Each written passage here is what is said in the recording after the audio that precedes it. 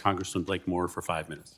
Thank you, Chairman Benz and Chairman Westerman, for including the STAMP Act, Revenue Transfer for Wildlife and Recreation Act in today's hearing. It's great to be back in committee, back in the Natural Resources Committee, also to the ranking member, a good friend. While we have some disagreements over this piece of legislation, it is great to be back in committee with you. Currently, excise taxes collected on gun, ammunition, and archery equipment sales are deposited into the Pittman-Robertson Wildlife Restoration Trust Fund to be passed to states for wildlife conservation and hunter education. My bill builds upon the model and reallocates revenue collected from firearm suppressor sales into that trust fund, significantly increasing the money available to states and supercharging wildlife and habitat conservation and recreation programs. To be clear, my bill would not create a new tax when purchasing a suppressor.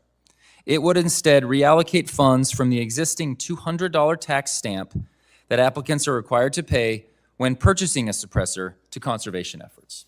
This is a reallocation of what exists to going to something that, if anybody looking at it objectively, Pittman-Robertson has seen a significant impact in the efforts that it's trying to accomplish, in the conservation efforts. This is entirely about putting more of resources towards things that have had a good track record and something that we should be continuing to promote. This is a win-win for outdoor enthusiasts and conservationists alike.